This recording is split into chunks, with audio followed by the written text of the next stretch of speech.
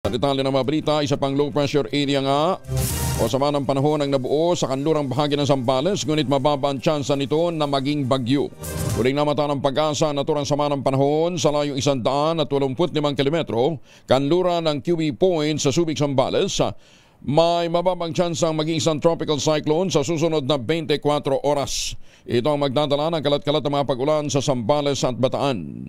Samantala, habagat naman ang magdadala ng kalat-kalat na pag-ulan sa mga rehiyon ng Calabar Zone, gayon din ang Metro Manila na kahagabi po ay talagang binayo ng malakas na pag-ulan at nagdulot ng mga pagbaha, lalong-lalo na sa may bahagi ng Quezon City, Bicol, Mimaropa, Western Visayas.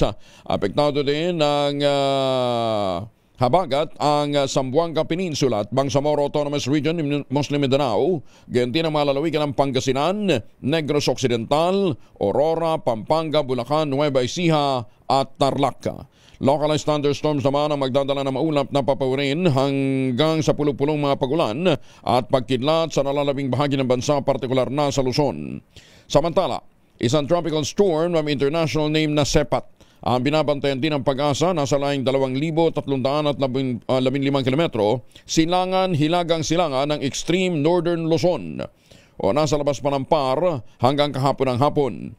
Taglay nito ang lakas na hangin umaabot ng 65 kilometro kada oras malapit sa gitna at pagbugsong aabot naman ng mahigit 80 kilometers per hour, kumikilos pahilagang-hilagang kanluran sa bilis na 30 kilometro bawat oras. Sinabi ng Pag-asa, malabo pa namang pumasok ng PAR ang bagyong Sepat. Si Chanel Dominguez naman ng Pag-asa. Kasama na natin, Ma'am Chanel. Good morning. Magandang umaga din po sa inyo at magandang umaga din sa mga taga-subaybay natin. Para sa ating weather update, meron tayong low pressure area na binabantayan dito sa loob ng ating Philippine Area of Responsibility. Huling namataan sa lang 290 kilometers west ng Ambulong, Tanawan City, Batangas. Ito pong low pressure area ay ngayon medium chance na maging isang ganap na bagyo. Ano po ba meaning ng medium chance? Ito po ay hindi po natin inaalis ang posibilidad na maging isang ganap na bagyo sa mga susunod na araw. Pero within the 24 hours, mababa po ang kanyang tsansa. Itong low pressure area po natin, inaasahan natin magdadala ito ng mga kalat-kalat na pag-ulan, lalo na dito sa Pangasinan, Zambales at Bataan.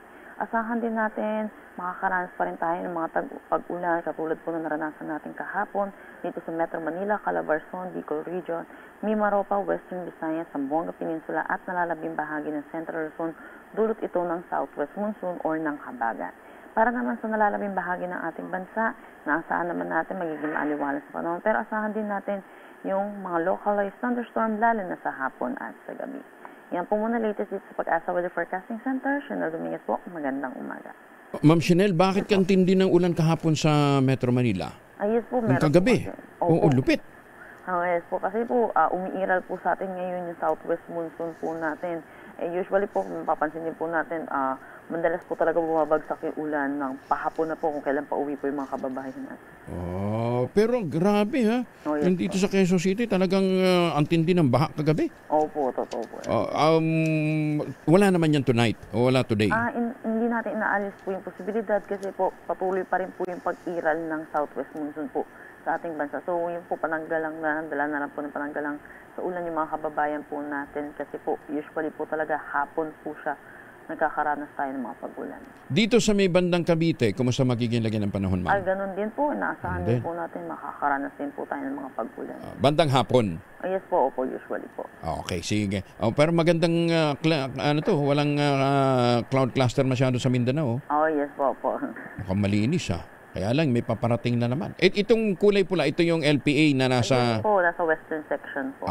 Okay, sige. Pero hindi walang pag-asang pumasok? Pababa, no? Nasa loob po siya ng PAR po natin. Ito po ay binabantayan po natin kung magiging isang ganap na bagyo naman po. Pero ano yung SEPRA ba yun? Ano yung isang LPA na nasa labad ng PAR? Si Kisap. Sepat pala, Sepat. Nasaan na siya? Ito po ay papunta na rin po palayo na rin po ng ating bansa at papunta rin po palapit po sa may Japan din po. Japan naman siya, Mamimeruisyo. Sige. Thank you, Ma'am Chanel. Magandang umaga.